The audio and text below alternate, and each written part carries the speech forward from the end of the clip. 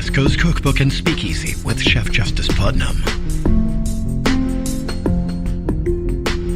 Netrootsradio.com.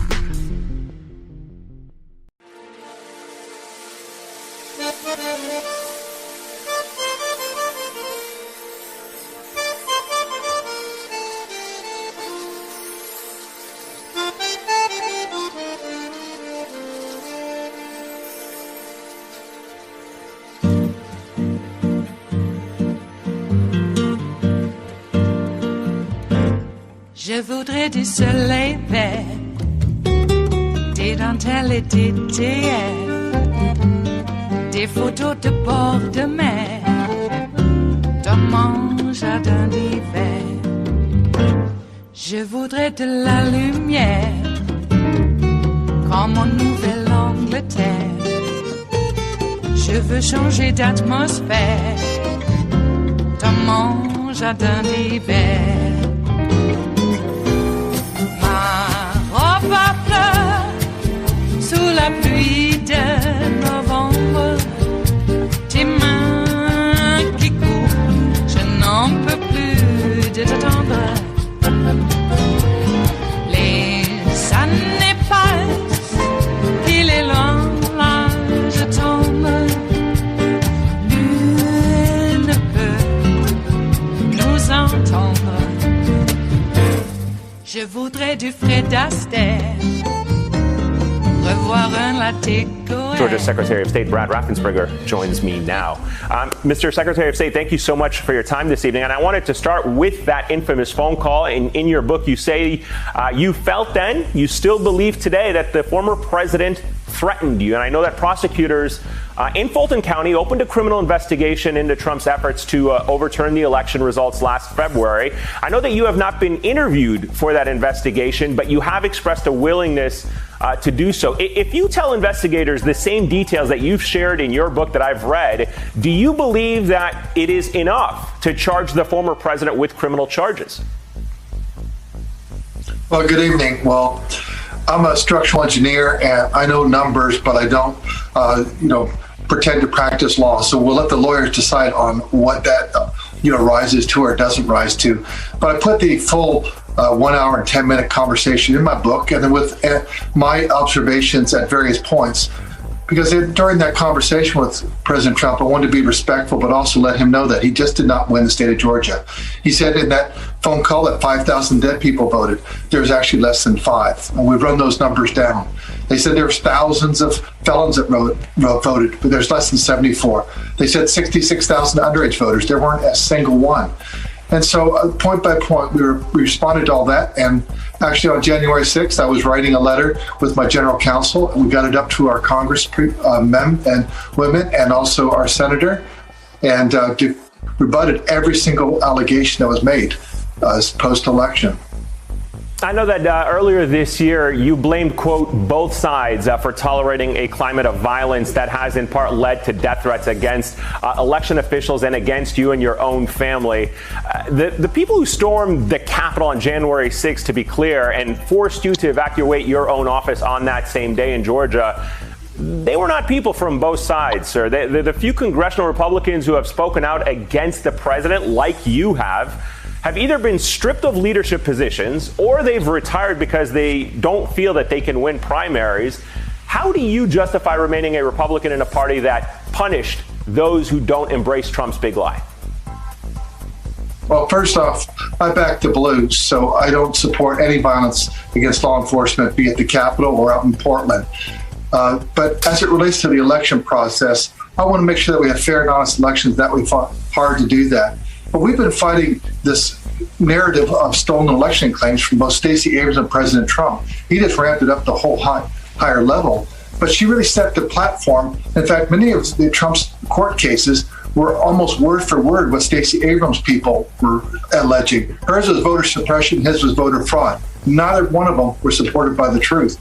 And the candidates, when they lose, they really need to learn how to lose gracefully. And if they want to run again, then that's their decision. But they have to really accept the will of the people when they do come up short. I've been watching a lot of your interviews this week. I've seen that you've been referencing Stacey Abrams, and so I anticipated that you were going to make that reference. And for me, it just seems, it's a bit of a stretch, to be honest with you. Stacey Abrams did not call you, did not threaten you, did not ask you to find votes. She did not call on her followers to storm the Capitol. I know that you said that you've been, that Donald Trump came along and ramped up the rhetoric that you say Stacey Abrams started. I want to just, if I can, play for you the reaction from Stacey Abrams and Donald Trump. Watch this. As I've always said, I acknowledged at the very beginning that Brian Kemp won under the rules that were in place. What I object to are rules that permitted thousands of Georgia voters to be denied their participation in this election or to have their votes cast out. And so I will continue to disagree with the system until it is fixed. And let me play for you what Donald Trump said speaking to you in a phone call last December. So, look, all I want to do is this. I just want to find 11,780 votes, which is one more than we have, because we won the state. Again, to be clear, it was never Stacey Abrams' goal to overturn the election, but change rules for future elections. And Trump asked you to, quote, find votes to overturn the results. You do accept that difference, right?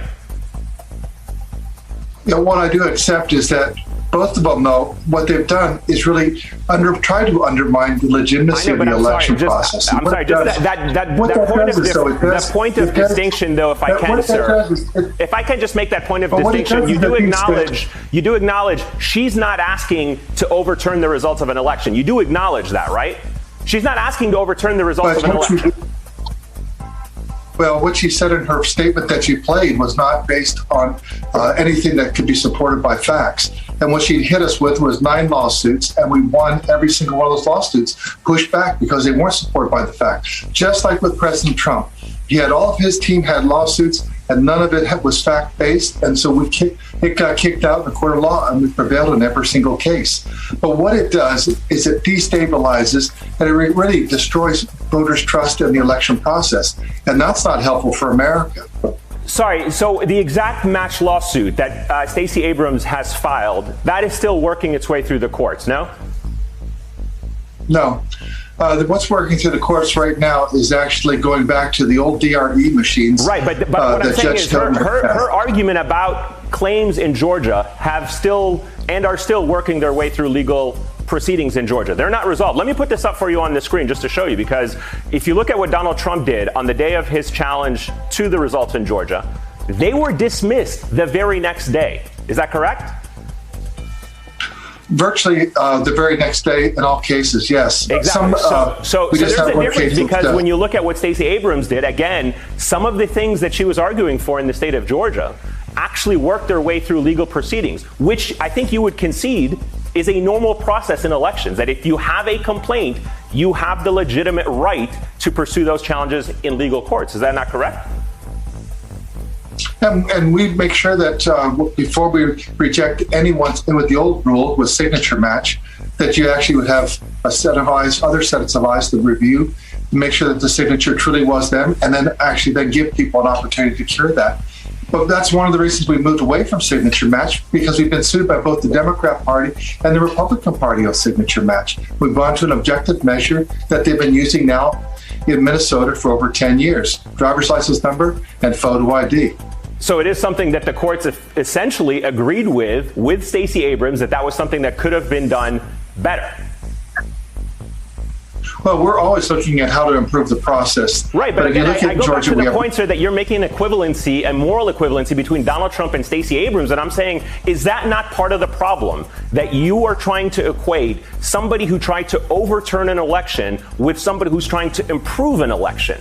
And I'm surprised that you can't see the similarities, the differences between those two arguments. You think they're one and the same.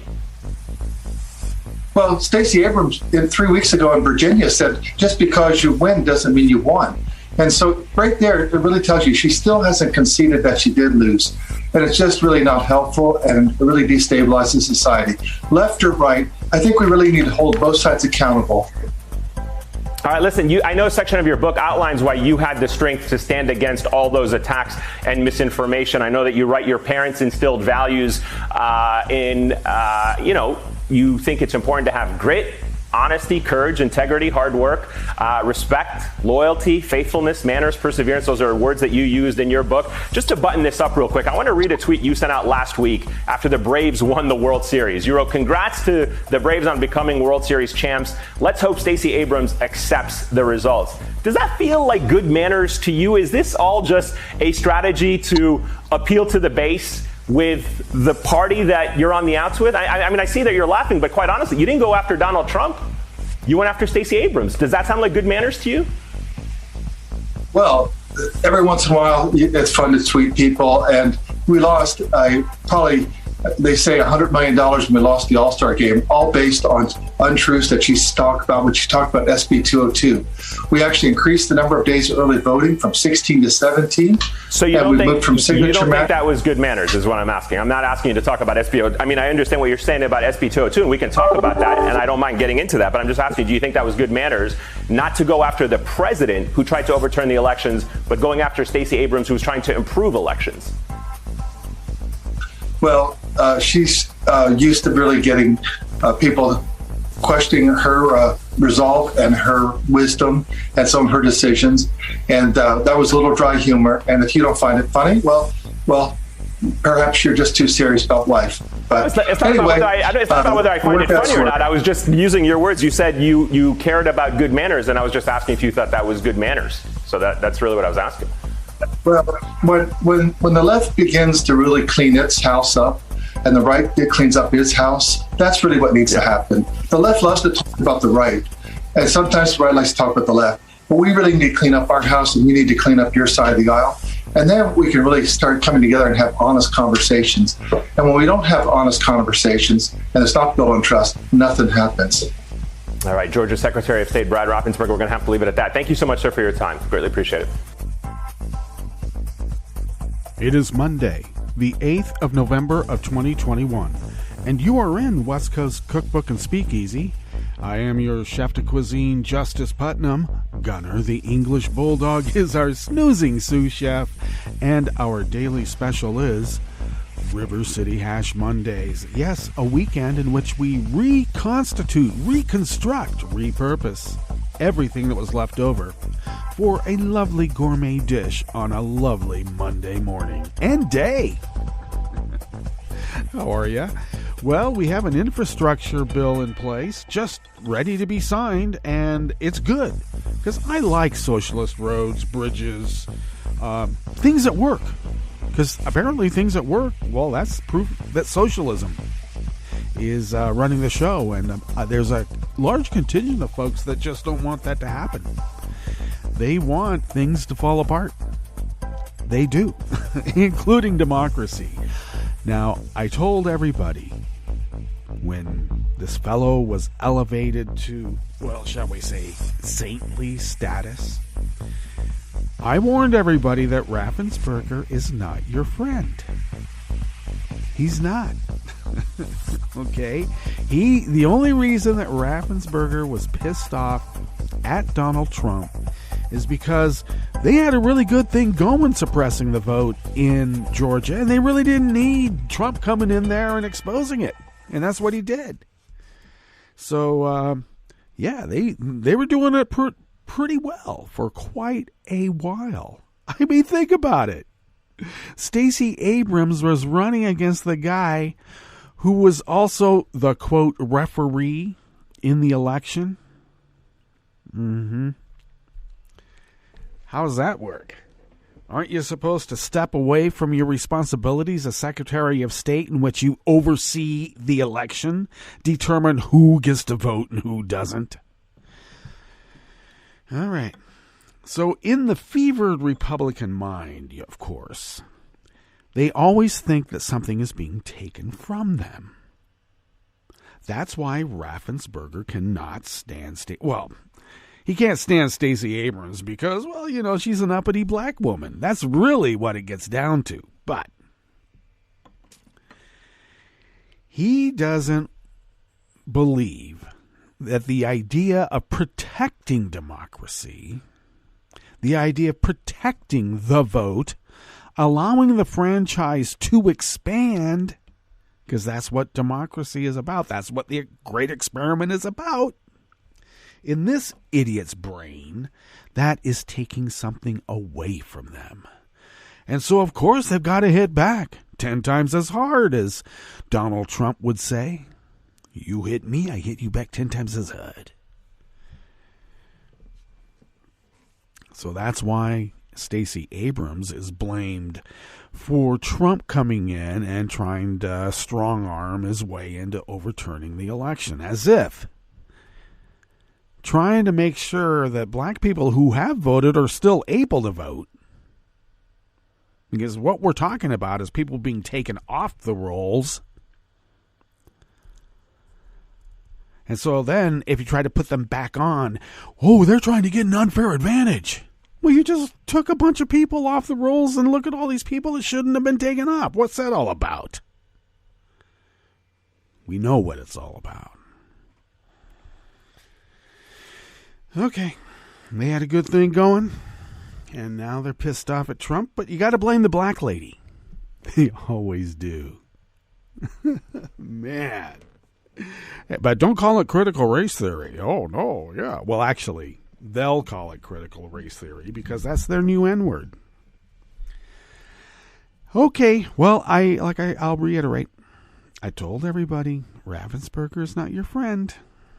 Okay? What was happening between he and Trump was an internecine squabble. Had nothing to do with saving democracy. Okay, well, we got that going for us on a Monday, and we got the rest of the week ahead of us, so what do we have coming up? Well, jeez.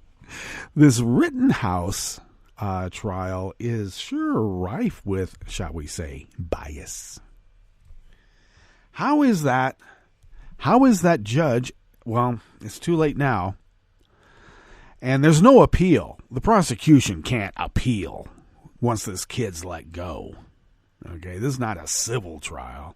This is not the defense being railroaded by an overarching prosecution. But I will say this is the prosecution being railroaded by a firmly entrenched fascist takeover of our judiciary.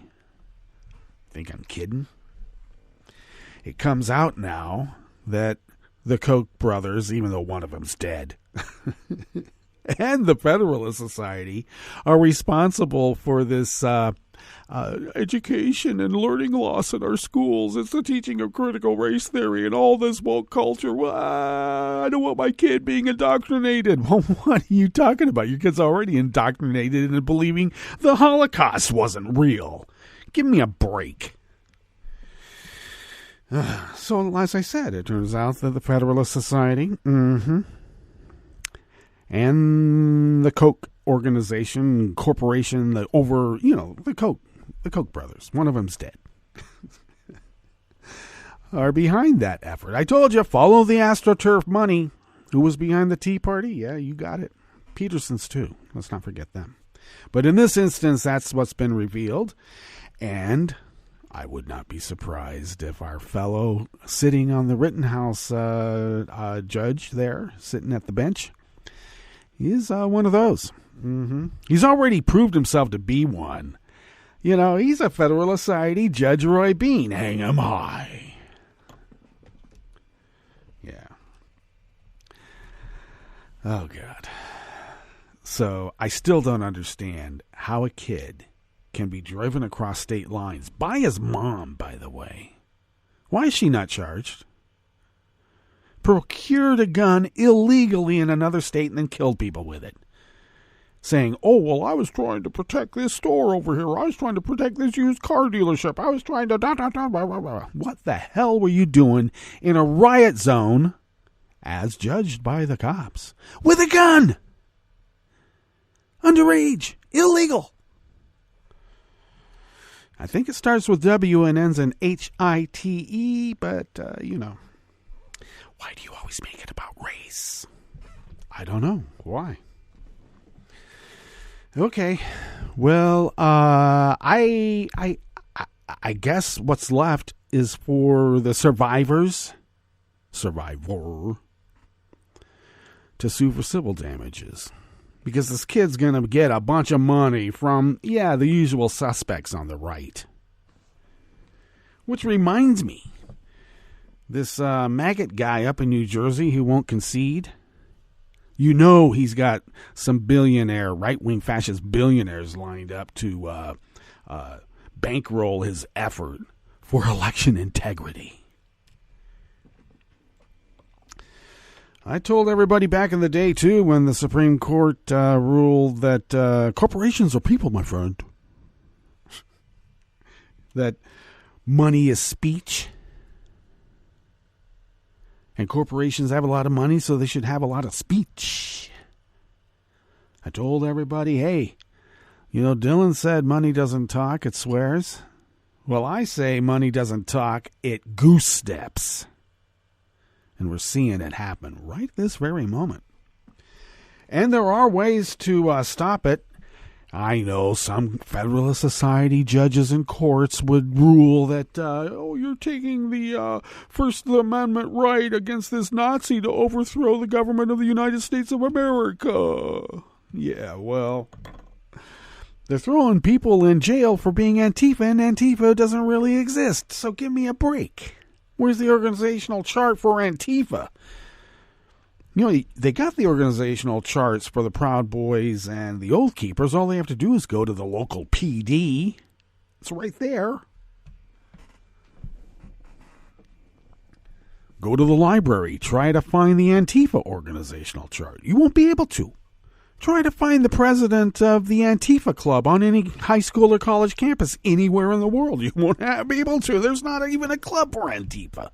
But they got Turning Point USA clubs. Yep. Got those neo-Nazis.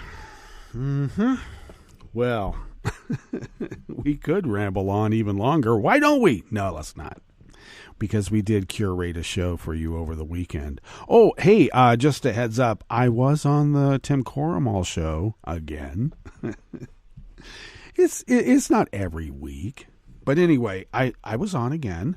And I had a fun time. And you can listen to them today in the afternoon at, it would be 4 o'clock. That would be Pacific time. So what is that where you're at? You can figure it out. Probably 7. Anyway, and then also by podcast. So check that out. And also, I wanted to mention that you can find the Justice Department music Sans Frontières, which had another new show last night as well. So you can check that out on podcast as well. So do. And the show notes and links are on Daily Co's. And you can find it all there where you need to go and listen. So thank you very much. All right. What's in store for the curated part of the show here? And on the rest of the menu, it's been nearly a year since the Multnomah County DA referred a criminal complaint against a prominent riot cop to Oregon's Attorney General. So we're whining about Bannon, and that's only been a couple of weeks. Okay? Come on. Once criticized for its sluggish response, Newark, New Jersey is winning the war on lead in drinking water. Ferguson still has a problem, but at least Newark is getting on the ball. And the Navy launched a ship named for assassinated San Francisco, California gay rights leader Harvey Milk. After the break, we moved to the chef's table, where tens of thousands protested in Poland against the nation's strict abortion laws after a pregnant woman died from medical complications. And smartphone and internet blocks have complicated the civil disobedience campaign against the coup in Sudan. All that and more on West Coast Cookbook and Speakeasy. Bon appetit.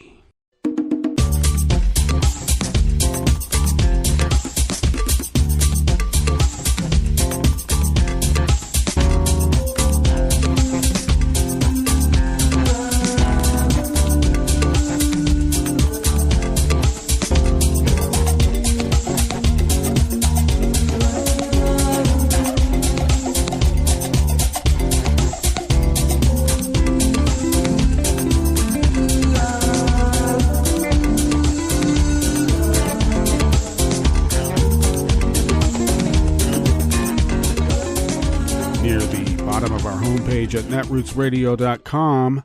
To the right of the page is the chat room link, and the chat room is monitored by Kelly Lincoln. Thank you, Kelly. To the left of that chat room link, across the page to the left, near the bottom of our homepage at netrootsradio.com, is the link to our Patreon site. And if you could afford the cost of what you might spend on, say, how about an espresso-type coffee drink? And if you could send those funds to us once a month, it really helps us pay the ever-increasing bills and the wearing out from planned obsolescence, by the way, of machinery and software. So thank you for your generosity in allowing us to fulfill our civic duty, running this little powerhouse of resistance against the hostile takeover of the United States of America. Thank you. Thank you very much. If you would like to follow Netroots Radio on Twitter, you can do so simply by going to @NetrootsRadio. How simple is that? And we thank Tom for taking care of that for us, and so much more. Thank you. Follow me on Twitter @JusticePutnam. I post the show notes and links diary, incidentally, on Daily Kos about 10 minutes before showtime, and then get that linked up on Twitter and other social media platforms. You know who they are. You can also follow the show on Twitter @CookbookWest, and please do pick up podcasts by way of Spreaker, Stitcher, TuneIn, iHeart, YouTube, iTunes, etc., etc., etc., etc. All right. This first offering here in the Bistro Cafe of West Coast Cookbook and Speakeasy comes from the Willamette Week by Tess Risky. The Multnomah County District Attorney's Office referred a criminal investigation of Portland Police Bureau Detective Eric Kammerer to the Oregon Department of Justice nearly a year ago.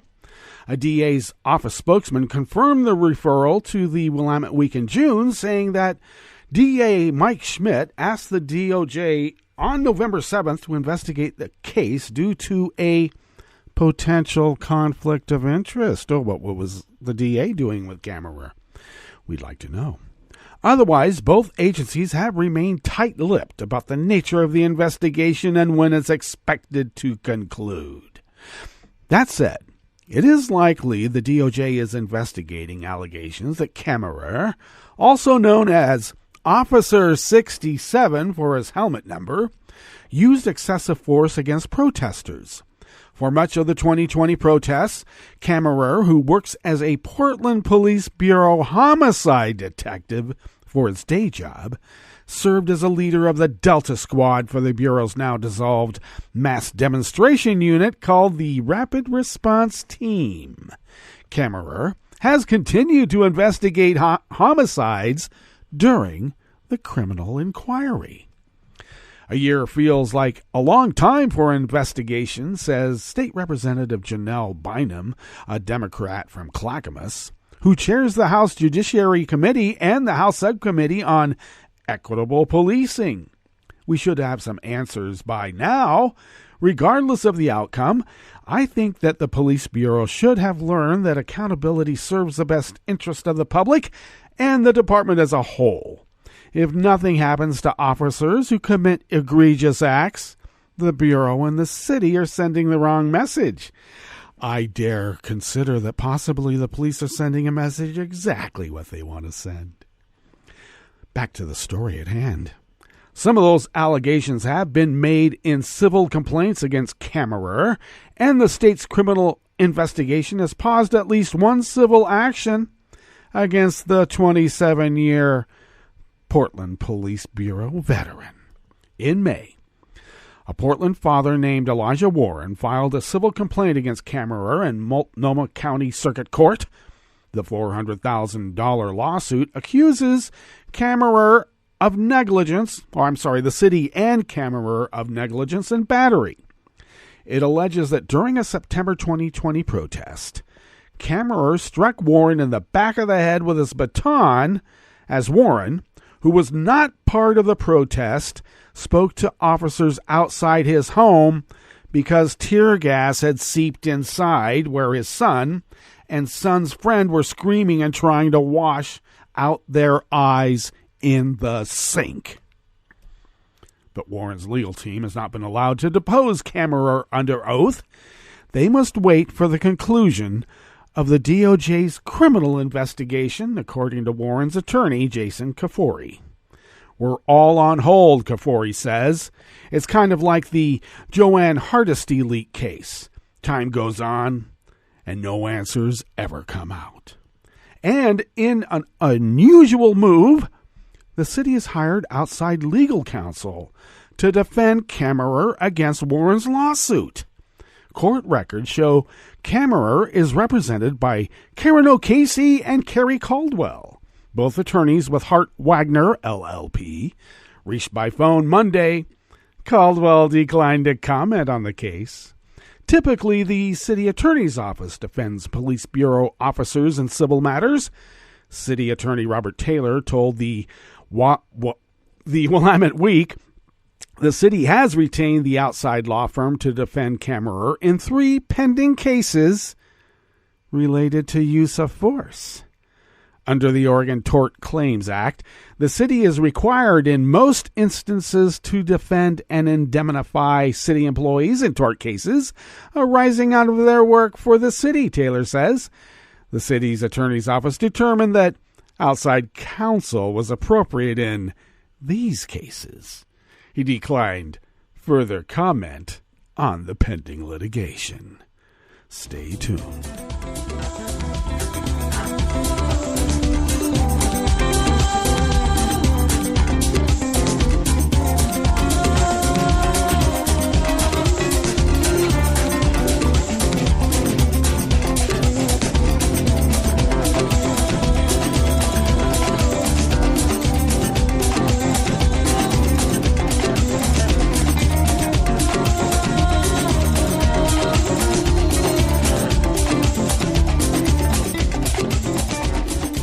Porter of the Associated Press brings us this next offering here in the Bistro Cafe of West Coast Cookbook and Speakeasy, River City Hash Mondays.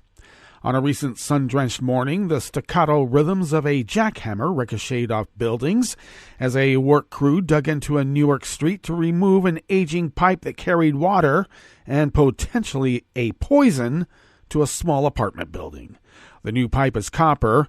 The old one was lined with lead, which can be harmful to human health even in minute levels. The water service line was one of more than 20,000 made with a toxic metal the city began replacing in 2019 amid public outrage over revelations about high lead levels in the tap water in schools and homes across the city.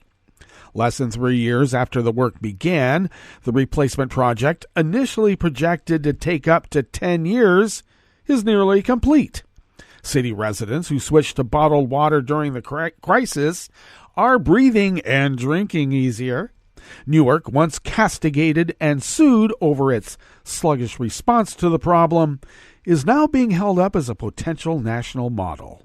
I'm just happy that it's happening and that it's finally getting taken care of so we finally can get to drink tap water again, Newark resident Cesar Velarde said as he watched the crew work. I have 3 cases of bottled water right now. I don't drink faucet water no more because of this. The pipe replacement project has been a vindication of sorts for Mayor Ross Baraka, who faced mounting public pressure in 2018. After the Natural Resources Defense Council, a nonprofit environmental advocacy group, sued, claiming New Jersey's largest city had failed to adequately monitor lead levels and had downplayed the problem to residents.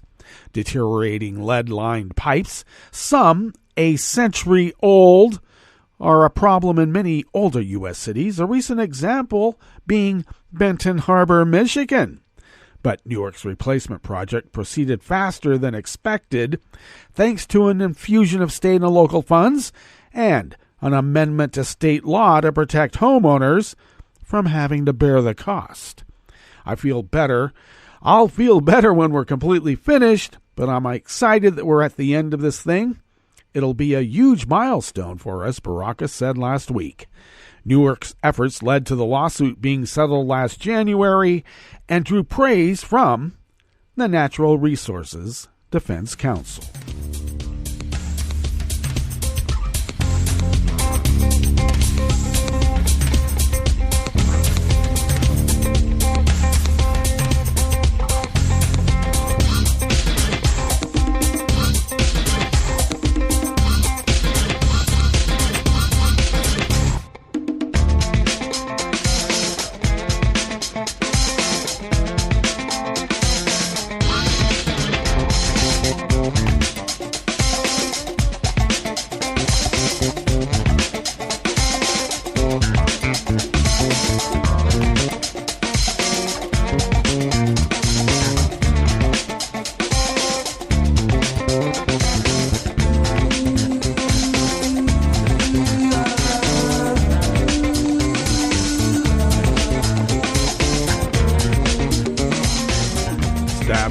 Associated Press brings us this final offering here in the Bistro Cafe of West Coast Cookbook and Speakeasy. A Navy ship named for slain gay rights leader Harvey Milk, I think he was assassinated, who served 4 years in the Navy before being forced out, was christened and launched in San Diego Bay on Saturday. The replenishment oiler USNS Harvey Milk slid down the shipyard ways after a bottle of champagne was smashed on the bow by former Navy officer Paula M. Nira, clinical program director for the Johns Hopkins Center for Transgender Health. Milk's nephew, Stuart Milk, and Navy Secretary Carlos Del Toro watched the traditional ceremony. The Secretary of the Navy needed to be here today, not just to amend the wrongs of the past, but to give inspiration to all of our LGBTQ community leaders who served in the Navy, in uniform today, and in the civilian workforce as well, too, and to tell them that we're committed to them in the future, Del Toro said. Del Toro said that, like many others, Milk had to mask that very important part of his life while he served in the Navy. Far too long, sailors like Lieutenant Milk were forced into the shadows, or worse yet, forced out of our beloved Navy, Del Toro said.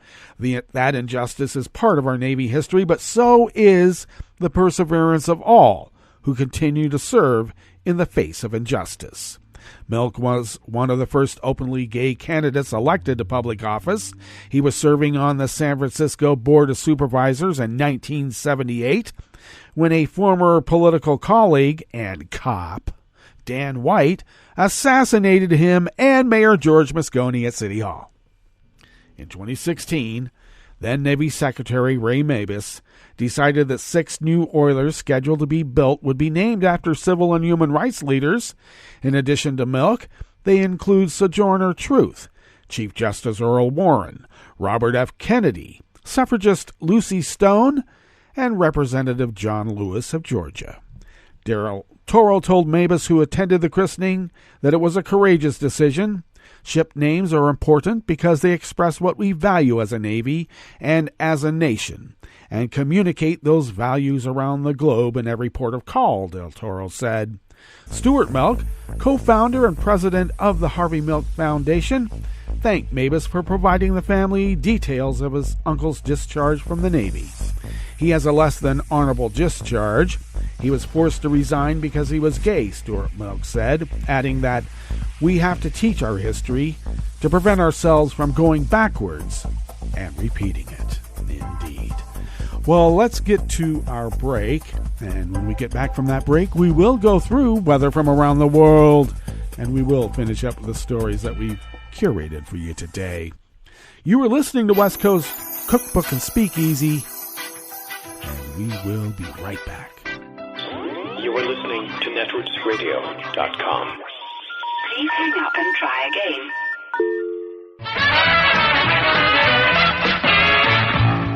From a point at sea to the circles of your mind, a new force is at work for planetary transformation.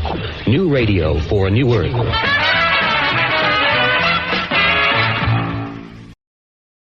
This is Take Two Movie Review. I'm Kim Lowe. This week, style over substance. Wes Anderson films have a certain tried-and-true formula that works. Not only do they look a certain way, but Anderson uses a select crew of actors who get what he's trying to do. What has made his films enjoyable are the iconic set designs and unique storylines. In his latest, The French Press, the set designs are there, as are Bill Murray, Edward Norton, Tilda Swinton, and others, but the storylines seem a bit disjointed, and the results tend to fall flat. It's the tale of a Midwestern expat in France who starts a magazine influenced by, if not plagiarized from, the Paris Review. It's not a spoiler to reveal that the founder dies, with his will calling for the cessation of publication. The film is actually 3 vignettes based on articles from the final issue, which blend dark humor, the sublime, and even a touch of action, and vary from just okay to somewhat engaging. Arguably, the most interesting is the third one, featuring Jeffrey Wright as a James Baldwin-type character who, like Baldwin, is gay, black, and an expat living in France.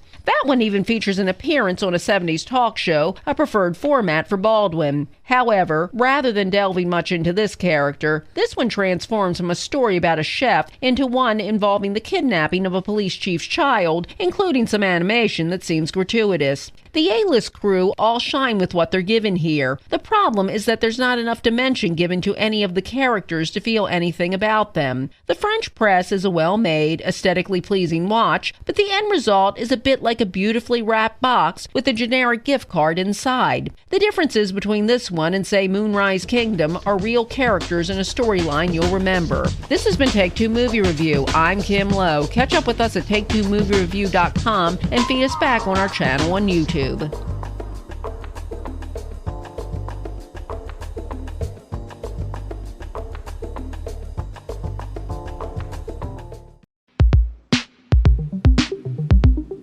This is Scientific American's 60-Second Science. I'm Karen Hopkin. Some sounds are spooky. Some are unpleasant.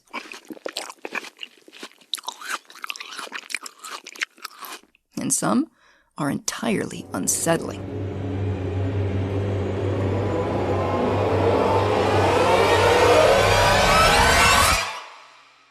But some sounds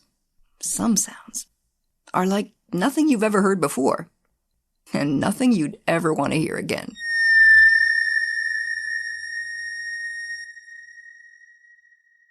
That was the sound of 2-hydroxybenzaldehyde. And if you're thinking, molecules don't make noise, well, you're right. But that discordant nightmare was an audible soundscape that represents the chemical properties of 2-hydroxybenzaldehyde. And what's even more eerie is that while that sound may have made you want to crawl out of your skin and skitter towards the door, the chemical itself has a similar effect on ants. That's according to a study in the journal Patterns. The world of insects is full of chemical compounds. Jean-Luc Bouvet of the Royal Belgian Institute of Natural Sciences in Brussels. Thomas Eisner, who set up the field of chemical ecology, he said that the insects are the best chemists on Earth. And he said this as a kind of joke, but he was totally true in saying this, because insects are producing a huge amount of different chemicals for different purposes, including keeping themselves and their families safe. Many other insects groups are producing volatiles and other compounds to defend themselves against predators. Like an overpowering perfume, these volatile secretions waft through the air and irritate critters who might be thinking of noshing on the bugs that produce them. Bouvet, in particular, studies the larvae of sawfly species, which produce different cocktails of chemicals that act as a repellent, especially against ants. But Bouvet is not only an entomologist, he's also an amateur musician. And he got to thinking, well, smells transmit a signal by drifting through the air. And so do sounds. So I thought that it would be quite interesting to go deeper into this parallel between the perception via two different sensory systems, namely smelling and hearing. So the idea was to convert these volatiles into sounds. Then to compare, on the one hand, predators reacting against the volatiles with, on the other hand, humans hearing sounds that represent these volatiles. Step 1 was transforming aroma into audio.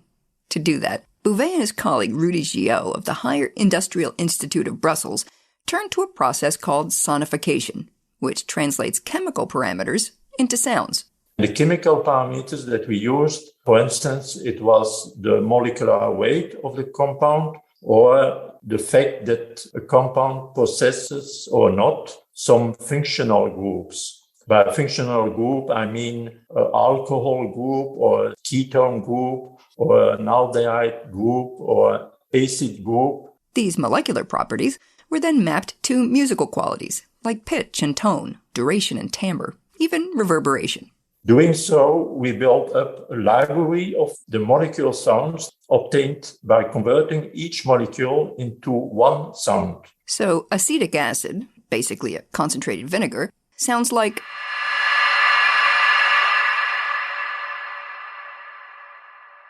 while geraniol, an isomer of citral, which is a main component of the oil in a citrus fruit's peel, sounds more like...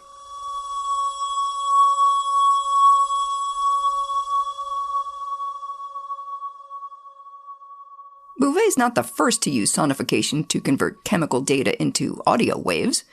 As early as the 1970s, geneticists were transforming the 4 letters of DNA sequences into tunes that were, well, not exactly chart-topping.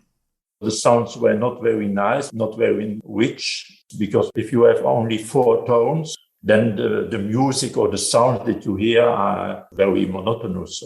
The insect irritants were much more interesting, because each species produces its own signature chemical blend. Bouvet and Guyot mimic those molecular mixtures by taking the individual chemical sounds and mixing them together on a soundboard, using different volumes to represent the concentrations of compounds in each species' toxic concoction.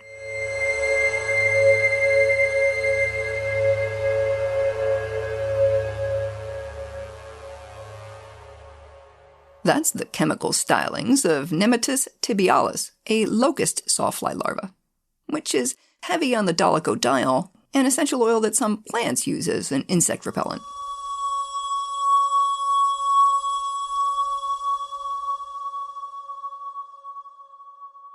And this pungent tune helps keep Hoplocampa testudinia, the European apple sawfly, from being eaten.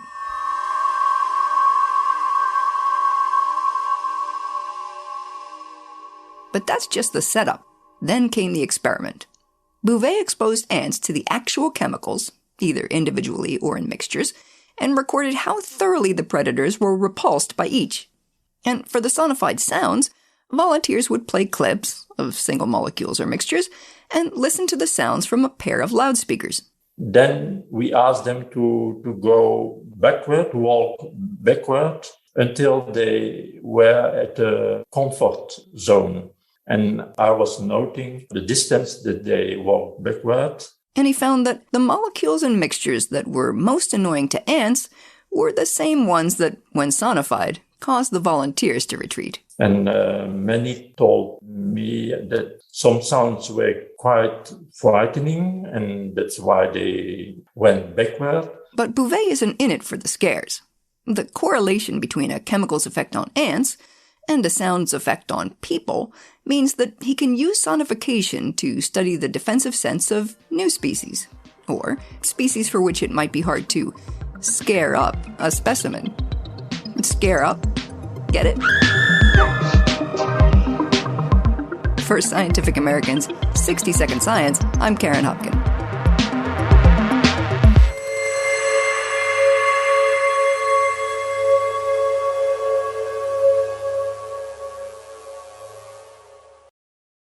Hi, I'm Tom Hartman, and since you're listening to netrootsradio.com, show your progressive side and go to the donate button on the bottom of the homepage. It's progressives like you who power Netroots Radio and keep the progressive message beaming everywhere 24 hours a day. Just go to our donate button at the bottom of netrootsradio.com. Thank you for keeping progressive radio at full power.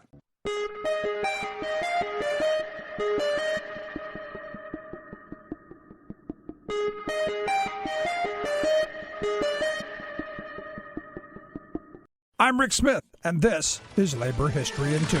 On this day in labor history, the year was 1897. That was the day that Dorothy Day, a leader of the Catholic worker movement, was born in Brooklyn, New York. As a young girl, her family moved to San Francisco. Her father lost his job as a sports writer due to the devastating earthquake of 1906, and the family relocated again to Chicago. In 1932, she met Peter Morin, and together they founded the Catholic Worker Movement, a faith-based social justice effort. The Catholic workers opened what they called houses of hospitality to serve those in need. Dorothy helped to co-found The Catholic Worker, a monthly newspaper that became a voice for poor and working people. While writing for the paper, Dorothy traveled and visited with some of the most exploited workers in the country. She talked with migrant agricultural workers in California and was arrested for supporting the United Farm Workers in 1973.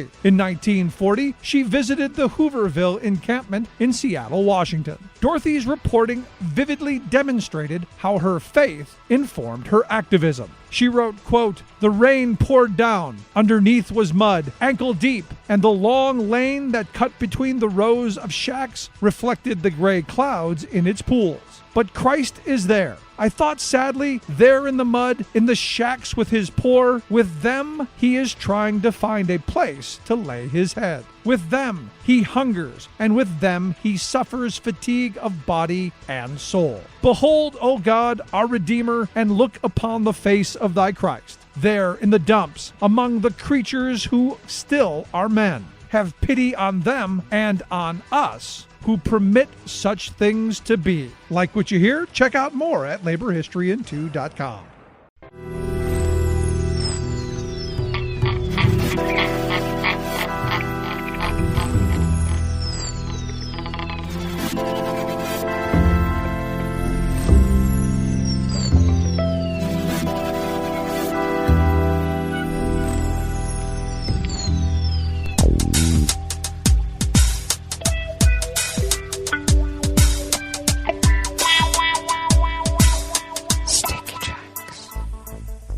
Thank you for accompanying us here to the Chef's Table at West Coast Cookbook and Speakeasy River City Hash Mondays. We always begin weather from around the world along the banks of the Rogue River in the Rogue River Valley of Southern Oregon, on the west coast of the continental United States of America, where it is currently 35 degrees Fahrenheit. What happened to fall? And we have quite foggy conditions. Cloudy this morning with showers in the early afternoon, continuing throughout the day. High around 55, winds out of the east at 5 to 10 miles per hour. Bringing with it today, something less than a quarter inch of rain. And something considerably less. But tonight will be cloudy with periods of rain with lows near 45, so not as chilly. Winds will be out of the east at 5 to 10 miles per hour. I should note that we are under a high wind advisory for the region, though not in Rogue River proper because we are in a protected valley. Chance of rain will be just about 90% and getting over a third of an inch of rain tonight. And then showers in the morning tomorrow, then cloudy in the afternoon. Highs in the low 50s, winds light and variable, and something around a tenth of an inch of rain is what is expected for tomorrow. Confirmed cases of coronavirus in Jackson County in the southern part of Oregon, of course, have not been updated from the weekend, but the Friday totals after Friday's show now stand, and they've all increased, at 238,007 confirmed cases, and deceased have increased now to 330. Updated totals for the weekend will probably be after tomorrow's show, so we'll stay tuned for that.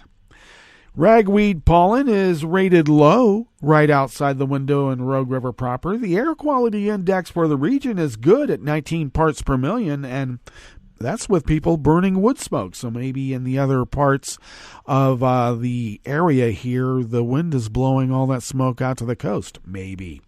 And the daytime UV index is low at level 2. Barometric pressure is rising at 30.1 inches. Visibility is down to 1 mile. And relative humidity is at 98%. Weather from around the world is brought to you by a crowd of crowdsourced weather stations that a crowd crowdsources from around the world.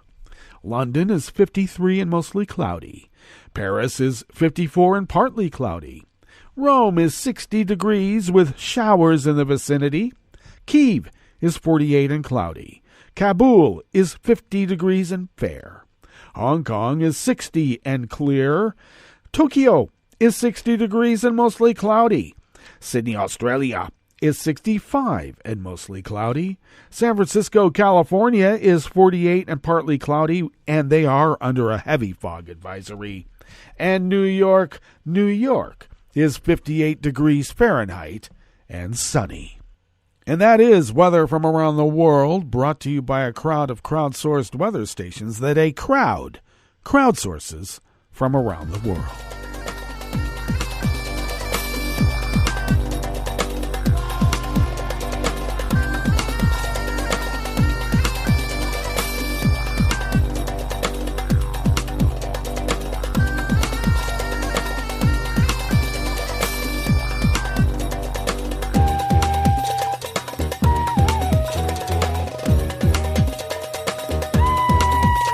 Associated Press staff bring us this first amuse-bouche here at the chef's table at West Coast Cookbook and Speakeasy River City Hash Mondays.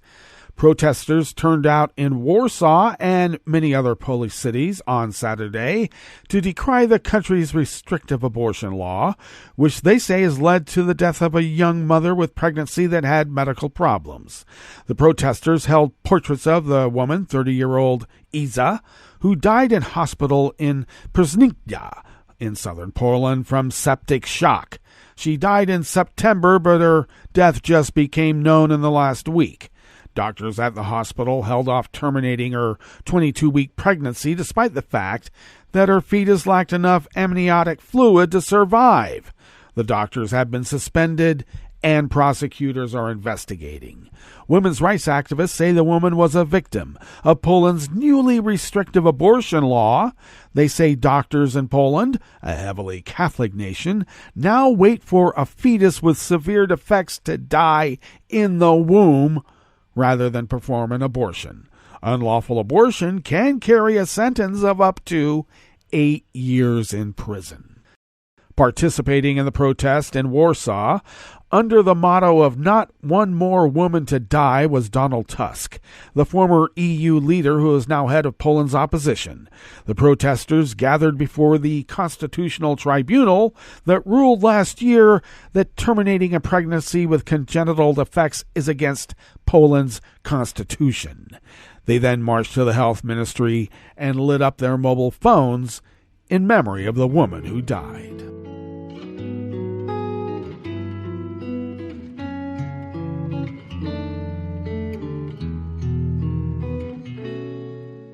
Je te donne, c'est mon amour pour la vie entière.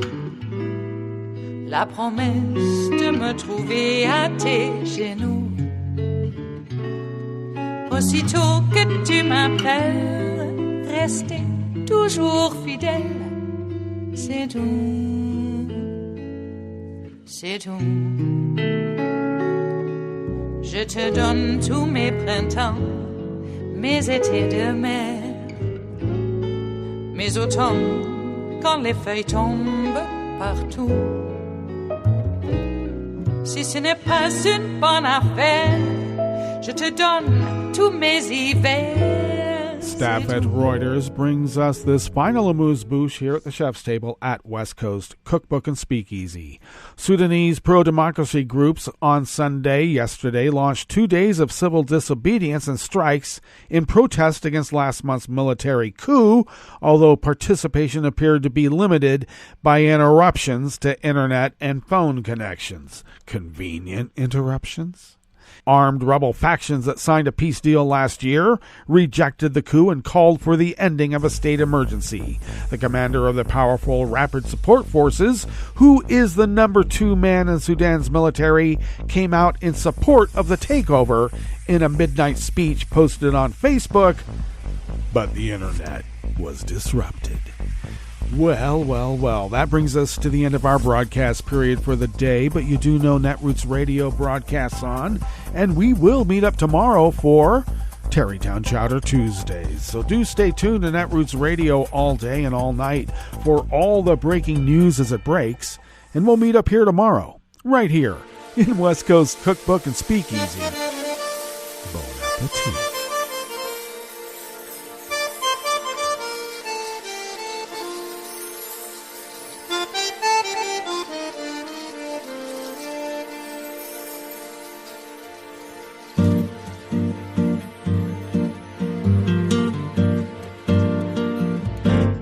Je voudrais du soleil vert, des dentelles et des théâtres, des photos de bord de mer, dans mon jardin d'hiver. Je voudrais de la lumière, comme en Nouvelle-Angleterre. Je veux changer d'atmosphère, dans mon jardin d'hiver.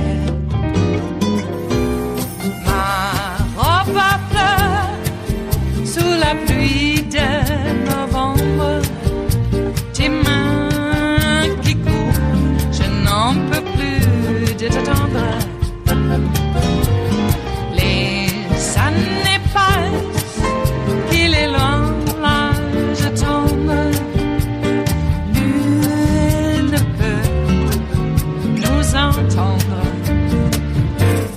Je voudrais du Fred Astaire, revoir un latte Goël.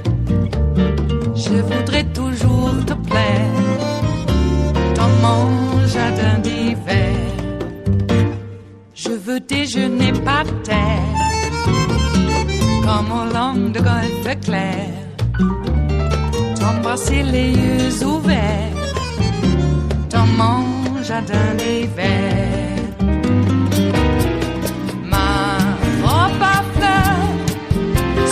Pluie d'un novembre, tes mains qui courent, je n'en peux plus de t'attendre.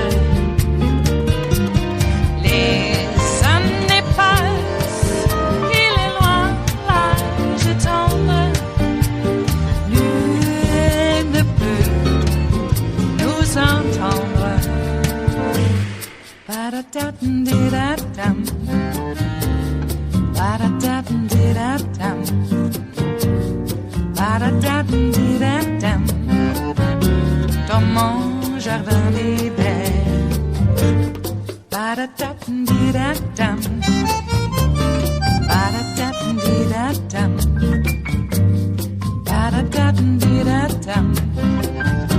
Dans mon jardin d'hiver. Dans mon jardin d'hiver. Dans mon jardin d'hiver.